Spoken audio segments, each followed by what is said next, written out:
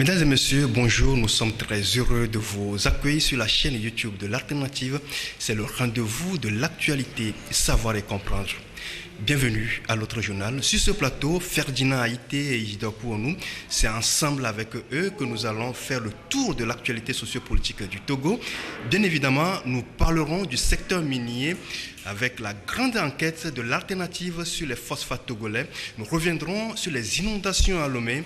Les riverains impuissants s'en sortent difficilement. Politique unie a déjà son messie pour le Classico de 2020 et sans doute Faure Gnassingbé est en route pour son 4e ballon d'or. Arrivé au pouvoir en 2005 dans des conditions détestables, réélu en 2010 et en 2015, chaque fois avec des résultats et contesté par ses adversaires, Gnassingbé se prépare à briguer un 4e mandat l'année prochaine. Avant d'en arriver au crucial scrutin de 2020, l'exécutif adopte un projet de loi qui dépouille les 13 communes que comptent les préfectures d'Aguenivé et de Golfe de l'essentiel de leurs prérogatives. Les nouveaux élus sont réduits à célébrer les mariages, à délivrer les actes d'état civil et à gérer les marchés périphériques, raille-t-on dans certains milieux. Et que contient exactement ce projet de loi? Nous poserons la question à nos invités. Bonjour Ferdinand. Bonjour Claver, bonjour à ceux qui nous écoutent. On espère que tu as une idée de ton messie. Isidore, merci d'être là. Merci Claver. Oui. Alors, le premier sujet, nous allons parler de cette enquête que l'Alternative a réalisée.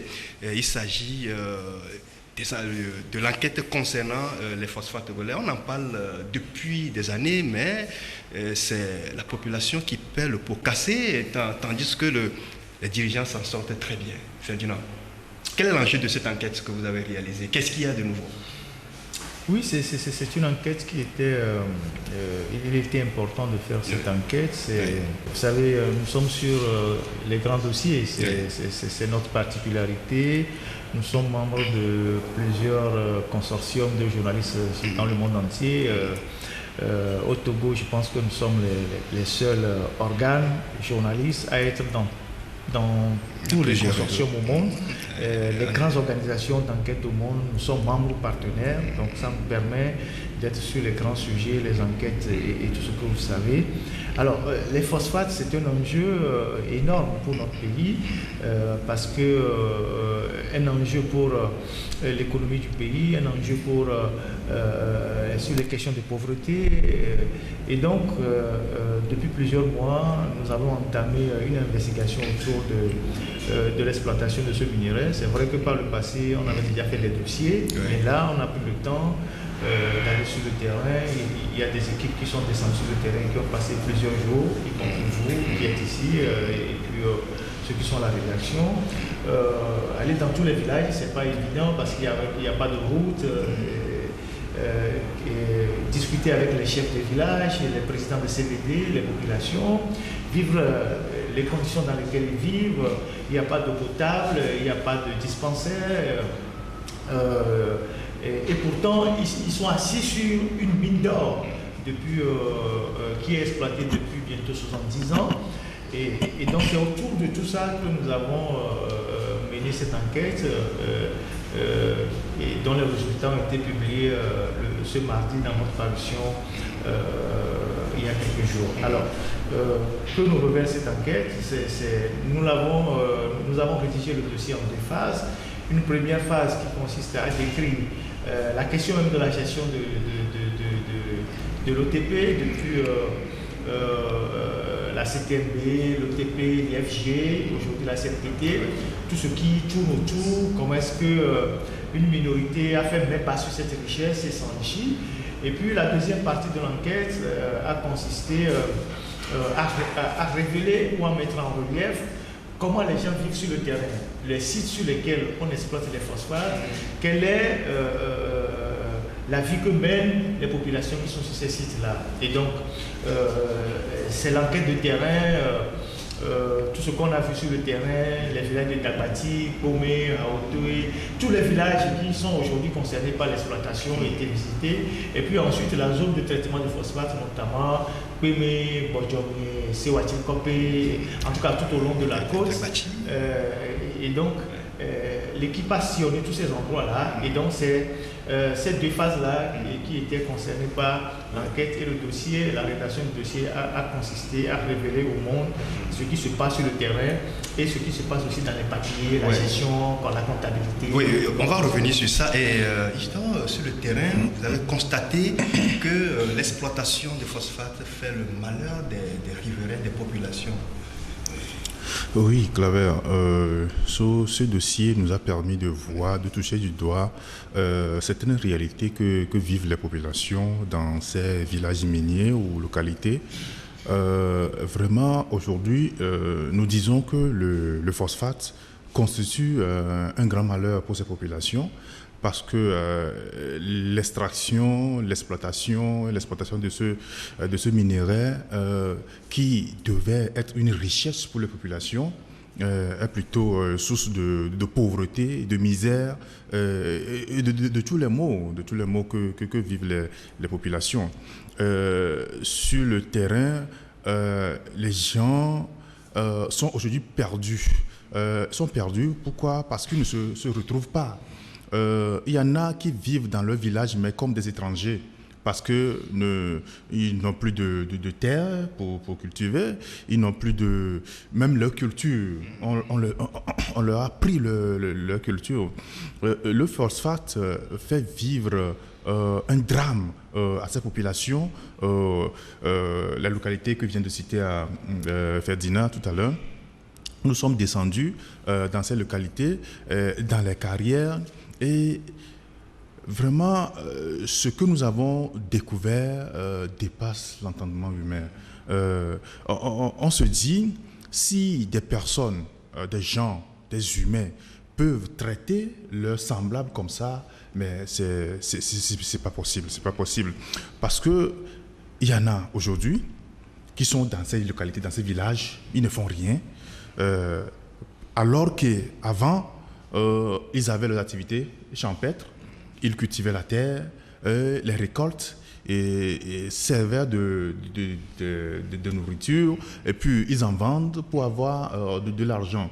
Aujourd'hui, ces terres, soit ils vont les louer chez d'autres personnes pour pouvoir les cultiver, ou soit ils restent. Et c'est ce phénomène ils se rabattent sur ce phénomène de zémidian que nous connaissons aujourd'hui dans certaines localités et principalement dans la ville de Lomé. Sur le terrain, on a dit qu'il y a aussi des phénomènes de vol qui se... Oui, parce que ces jeunes-là, dépossédés de leur terre, ne trouvant plus rien à faire, ils se sont convertis, je ne sais pas, ils deviennent des voleurs, ils volent dans ces localités et autres là. C'est le grand banditisme dans certaines localités comme Dagbati et Haotue, même à Kweme, où les gens sont privés de terre, parce que dans le code minier, comme nous le savons tous, il y a obligation qui est faite à ces sociétés exploitantes de recruter la main-d'œuvre autochtone. Mais aujourd'hui, c'est un leurre, parce que ces jeunes-là, on les recrute, quelques mois après, on les relâche. Ils sont dispersés dans le village, ils ne trouvent pas de quoi s'occuper, et puis ils se mettent dans de grands banditismes. C'est ce que déplorent les autorités locales traditionnelles de cette localité-là. Mais ces jeunes-là, quand vous les approchez, vous leur posez la question, ils s'ouvrent, ils le disent immédiatement, parce que ils vous disent, comme on n'a plus rien à faire, comme il n'y a plus de terre à cultiver, même pour trouver une moto pour faire des émidiants, c'est la croix et la bannière. Donc ils sont là, mais ils vont manger quoi? Quand ils trouvent une poule quelque part ou bien un petit coq quelque part, ils mettent la main dessus et puis ils font leur affaire. Qu'est-ce qui se passe dans ces localités-là aujourd'hui avec l'extraction de phosphate? Oui, Ferdinand, on parle du drame humain, mais aussi du désastre écologique. Même avant de revenir sur le désastre écologique, vous avez mis à la une, il y a deux photos qui se contrarient, mais qui disent la même chose. Vous avez une photo en paillotte amue, vraiment en lambeau, avec une piole quelque part. Oui, mais ce qui se passe dans ces zones-là, D'ailleurs, la zone, ça s'apparente à une zone de guerre, parce que quand vous allez dans ces zones-là, vous voyez que tout est détruit. C'est comme il n'y a plus rien. Il y a eu un conflit armé avec l'usage d'armes vraiment sophistiquées qui ont détruit l'environnement, les maisons. Les gens n'ont pas d'eau potable. Il n'y a pas de route, il n'y a pas de rue aménagée, et ils sont constamment déplacés, ils ont tout perdu, même leur cimetière, c'est-à-dire qu'ils perdent même les traces de leurs ancêtres, tout ce qui tourne autour de leur culture et de leur culte, ils l'ont perdu, et tout ce qu'on promet de leur rembourser à chaque fois qu'il y a les déplacements, la délocalisation et tout ça, on ne fait rien. On a promis aux gens de reconstruire les maisons, de reconstruire les habitats, tout ça, la SNPT n'a rien fait. Et donc, ce sont des gens qui sont généralement dépossédés de leurs terres et qui se retrouvent totalement perdus parce qu'ils n'ont plus de terre pour cultiver, ils n'ont pas grand-chose pour manger, ils n'ont pas d'eau potable, ils n'ont pas de centre de santé. Et ce qu'on leur construit parfois, c'est rien du tout. C'est rien du tout. Et donc, dans toute cette zone-là, et vous savez que la préfecture de Vaud, par exemple, c'est l'une des préfectures où il y a le taux de densité le plus élevé par kilomètre d'habitants au Togo. Et donc, tous ces gens sont obligés de converger vers la capitale pour faire les portefeuilles pour les femmes, avec derrière la prostitution. Pour les hommes, les gens vont au Nigeria pour faire les petits boulots, les gens vont au Bénin. Et ceux qui sont là se livrent à ce qu'on a dit. Et pendant on oblige les sociétés exploitantes, vous savez que la SNPT c'est de droit togolais à 100%. Au départ c'était la CTMB, dans les années 60, l'État avait 35%, dans les années 74 avec l'accident d'avion de Saratawa qui a réalisé un attentat, on a tout nationalisé. Je prends le reste, les gens ont dansé jusqu'à se rouler dans le sable, croyant que bon, c'est maintenant le bonheur. Et les 100% là n'ont servi qu'à enrichir les tenants du pouvoir. Tous les directeurs qui se sont succédés, en tout cas la plupart à la tête de la SNPT, sont devenus des multimilliardaires. Alors qu'au départ, c'était des gens qui n'avaient pas d'argent, qui étaient des pauvres, ce ne sont pas des héritiers, ce ne sont pas des gens qui ont gagné à la loterie. Vous avez des gens comme Ogamo Bagna, vous avez des gens comme Balitala, vous avez des gens comme Patassé. Derrière, vous avez le monsieur Mine et Énergie au Togo depuis 50 ans, Barry Moussa Baké, qui a des intérêts énormes, qui met toujours ses pions. Et vous avez aujourd'hui Fort Yassimbe, qui est aussi derrière. Et donc, c'est un bradage, un pillage systématique. Et à chaque fois qu'on pille la zone et qu'on arrive à un niveau où, bon, on ne peut plus faire les comptes parce qu'il y a des dettes, on dissout la société, on en crée une autre, on change juste les sigles.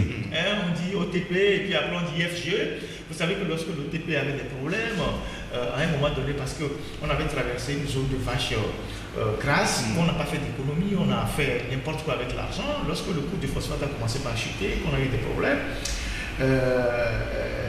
la production a tellement chuté qu'on est même passé par 2 millions de tonnes par an. On a été obligé d'aller chercher les juifs tunisiens pour privatiser l'OTP. Alors, on privatise l'OTP dans les années 2002, je crois, 2002, et les juifs tunisiens apportent 20 millions de dollars, et on lance le processus de privatisation. Autour de Yadema, qui était encore vivant à l'époque, il y avait 3 personnes qui suivaient le dossier, Fort Yassimbe conseiller de son père, Charles Debache, et puis Barquet. Et puis patatras, il y a eu des problèmes dans la privatisation, l'argent a pris d'autres destinations, l'argent qui devait servir à renouveler le matériel de production a disparu. Et l'affaire se termine à la justice, se transporte plutôt à la justice nomme un administrateur provisoire en la personne à l'époque, je crois qu'il était commandant au capitaine Panassar, qui commente un audit qui prouve que l'argent a été détourné. Et Yadema était tellement en colère qu'il a fallu que l'ambassadeur de France de l'époque, je pense que c'est Orville, intervienne pour qu'on ne puisse pas mettre la main sur quelqu'un comme Charles Debache, comme Barquet, qui était encore en France parce qu'il avait été poignardé par son neveu, et puis il avait Fort Yassimbe. Alors, après il faut nommer ministre des Mines, Poste et Télécommunications, il débarque le directeur qui a fait l'audit, parce que c'est lui qui a fait l'audit et ça a créé des problèmes. Et donc il débarque, il met ses amis. Et depuis ce temps-là, jusqu'à ce qu'il devienne président, il n'a plus jamais en réalité lâché le secteur des phosphates, qui sont gérés directement par la présidence, et on ne fait de compte à personne, et aujourd'hui, c'est les Israéliens. Tous ceux qui sont là dans l'organigramme que vous voyez, directeurs, tout cela, c'est des panthères, mais c'est les Israéliens qui ont des bureaux à la présidence qui gèrent directement les phosphates. Alors, sur le terrain, on vient de le décrire, c'est un désastre total. Et vous savez que les phosphates là, qui sont en train d'être exploités, il reste encore une vingtaine d'années pour qu'elles finissent, pour que le minerai finisse. Tant bien même qu'on a découvert le phosphate carbonaté derrière, ce qu'on est en train d'exploiter là, ça va finir parce que c'est des ressources épuisables. Alors que les sites sont devenus des lieux où on ne peut même plus cultiver. Si vous allez dans cette zone aujourd'hui, vous avez des monticules, vous avez des carrières qui ont été abandonnées, et il y a de l'eau, des lacs qui sont formés. Mais Ferdinand, on pouvait quand même remblayer le terrain et puis planter des arbres. Oui, mais c'est prévu de remblayer. Mais pourquoi on ne le fait pas? De remblayer les terrains, de refaire le couvert forestier, c'est-à-dire végétal, de planter des arbres. Et ça, c'est à la charge de la société, mais rien n'est fait. Et sans rentrer dans certaines considérations d'ordre, excusez-moi, un peu régionaliste, parce que ce n'est pas notre objectif, mais quand vous voyez tous ceux qui sont à la tête de la CNPT depuis des années, vous allez poser la question de savoir si ces localités ne produisent pas des cadres. Je parle de les localités Vaud-Lac-Mine, et qui ne sont jamais aux responsabilités les plus influentes. C'est-à-dire que c'est des Togolais d'autres localités qu'on prend pour venir gérer les phosphates, ils s'enrichissent, ils prennent des milliards, et c'est eux qui ont la même mise sur les phosphates. Pendant ce temps, les cadres de ces localités-là, Lac, Mine, peut-être un peu Yoto, tout ça, sont abandonnés. Zio, tout ça sont abandonnés. On ne les utilise pas parce que certains ont décidé de piller les phosphates et d'en faire ce qu'ils veulent. Donc, cette enquête nous a permis quand même de revenir sur un certain nombre d'aspects en termes de gestion. Vous savez, quand on a dissous l'IFG, on a dissous l'OTP, il y avait une dette de 14 milliards et quelques, et quand l'IFG aussi a été dissoute en 2008, il y avait aussi 13 milliards et quelques, le tout faisait 36 ou 7 milliards qu'on a reversé dans la dette publique, dans l'enveloppe de la dette publique, c'est-à-dire payable par nous, les contribuables, alors que c'est des gens qui se sont organisés pour voler ce phosphate-là. Alors donc, l'enquête a tourné autour de tous ces aspects-là et de la commercialisation aussi. Je vais vous poser la question tout à l'heure sur la commercialisation. C'est là où même se trouve le problème, l'enjeu Isidore. Vraiment, le phosphate ne profitait pas aux populations riveraines qui ont tout donné, qui ont donné leur richesse, mais en retour, elles n'ont rien du tout. Plutôt, ce sont c'est d'autres personnes qui en profitent largement. Oui, c'est ce que nous disons depuis le début, parce que ces populations sont lésées. Vous avez évoqué tout à l'heure le problème de remblayage de terrain. Nous avons écouté des témoignages pas possibles là-bas lorsque nous sommes descendus sur le terrain. Ces gros trous-là que la SNPT creuse dans ces villages-là et puis les laisse partir, ça devient une source de danger pour ces populations-là, parce qu'il se forment des lacs, des lacs au bord duquel s'aventurent les enfants, même les villageois, pas seulement les enfants, les personnes âgées aussi. Il se fait que dans ces lacs, il y a tellement de boue, quand tu mets ton pied, automatiquement, tu tombes dedans et puis c'est fini pour toi. Il y a des enfants qui ont perdu leur vie dans ces lacs. Et on nous disait qu'il y a 3 jours avant notre arrivée dans la localité, ce drame-là, un drame comme ça, s'est encore produit. Et un enfant de 11 ans ou 10 ans a perdu la vie dans ce lac. Ouais, c'est déplorable. Oui, c'est vraiment déplorable. Alors que cette place-là, ces gros trous-là, servaient de champ pour ces populations avant que la SNPT ne confie ces terrains-là.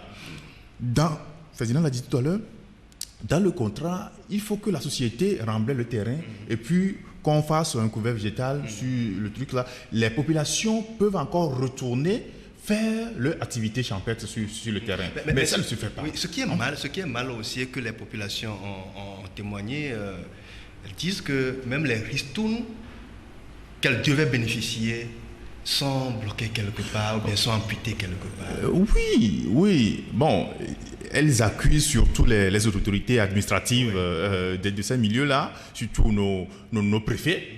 Qui détournent les ristournes. Vous allez voir, le chef canton de Dagbati nous a fait un témoignage qui nous a vraiment surpris, parce que à un moment donné, quand les populations commencent par réclamer, revendiquer ces ristournes-là, et que le chef du canton est acculé, et quand il va voir le préfet, c'est le préfet qui fait pression sur le chef canton de se taire.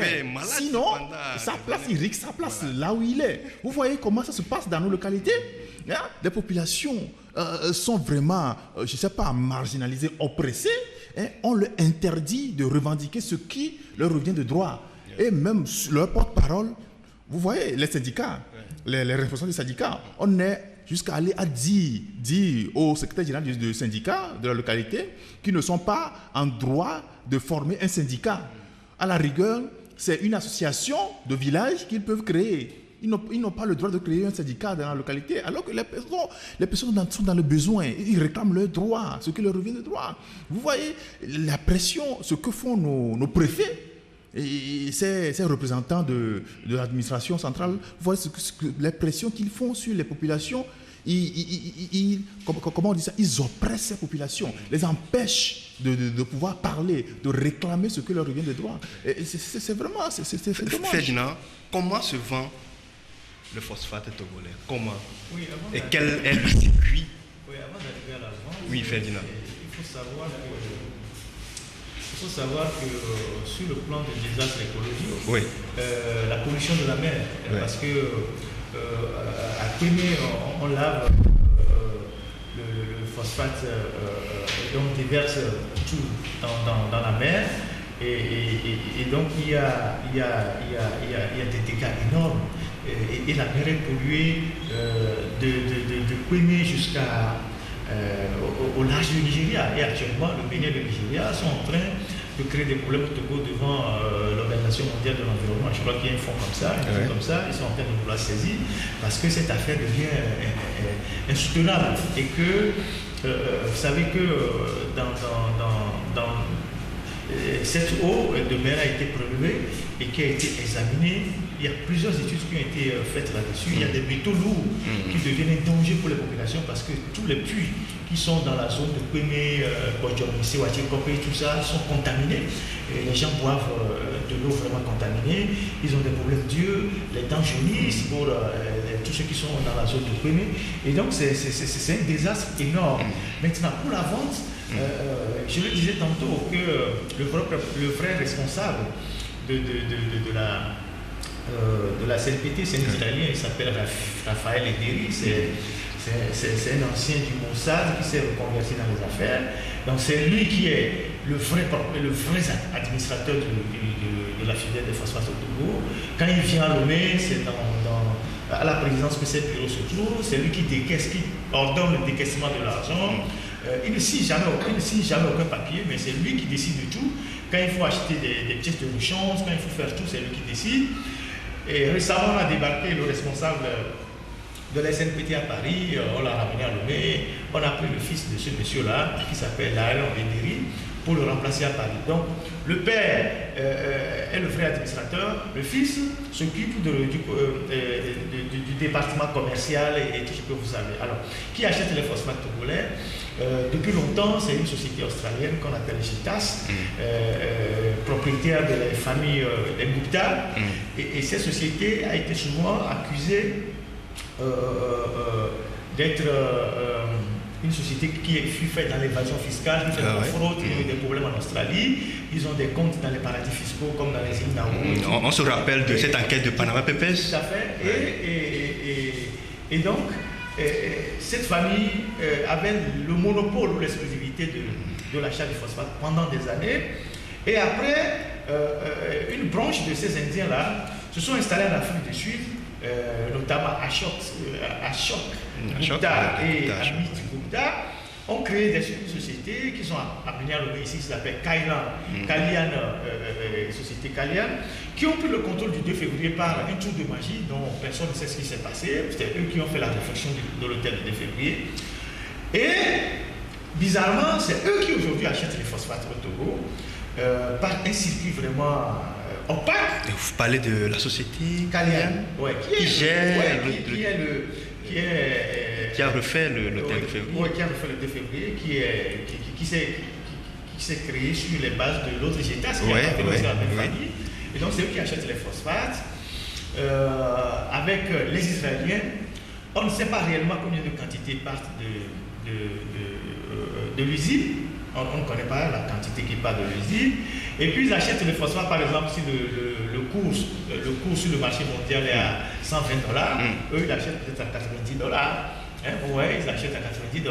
Alors que quand ils vont acheter au Maroc, ils achètent au prix réel du Maroc. Ça veut dire $120. Mais au Togo, ils achètent à $90. En fait, ils achètent à un prix très bas. Donc, ils nous trichent déjà. Et puis ensuite, on ne sait pas quelle quantité part. Et donc, le fait que ces gens, les Israéliens, les Indiens, sont tous de connivence avec la présidence, on se pose la question, quel est le business qui les lie? Parce qu'on sait que le tel 2 février a été cédé dans un processus de privatisation là aussi opaque à ces Indiens-là.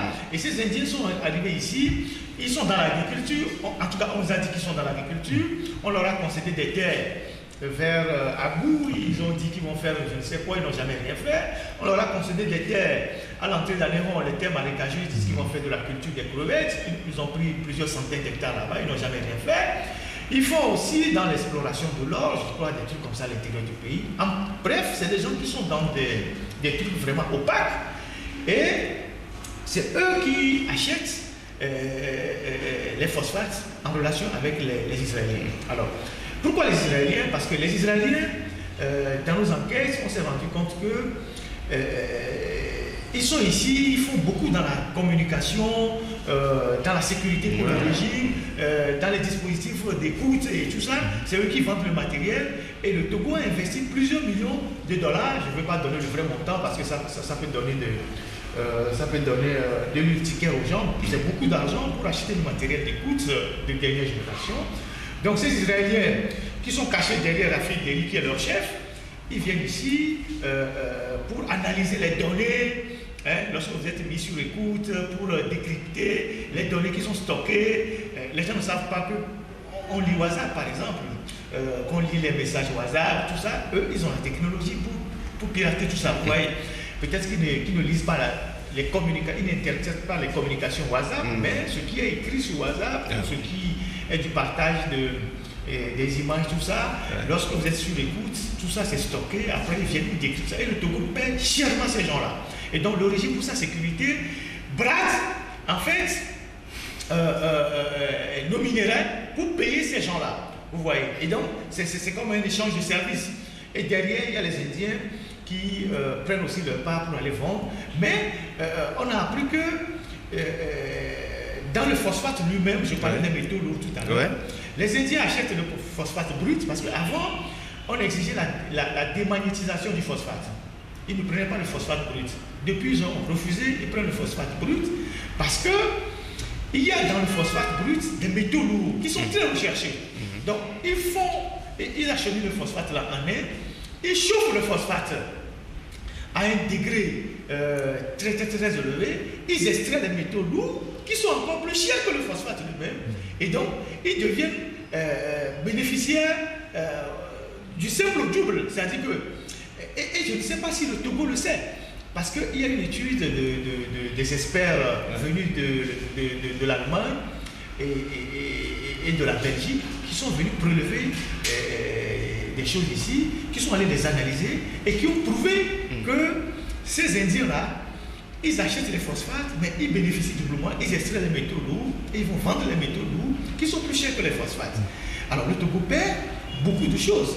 Et je pense que nos autorités ont été alertées, mais elles n'ont rien dit, certainement parce que je ne peux pas imaginer qu'ils ne le savent pas. Je pense que c'est des combines, vous voyez. Et donc, sur la question des phosphates, voilà. Maintenant, quand vous voyez les entreprises, par exemple, qui livrent un certain nombre de services au phosphate, dans la zone du phosphate, vous avez la société Vitol qui livre du fuel, du carburant, du gasoil et tout ça. Vous avez une société, Somayaf, qui est une société qui est arrivée ici, malienne, qui est dans les stations d'essence. Ils ont créé une première station d'essence très modeste sur la route de Nukafoula, au niveau des rails qu'on appelle l'Iconof.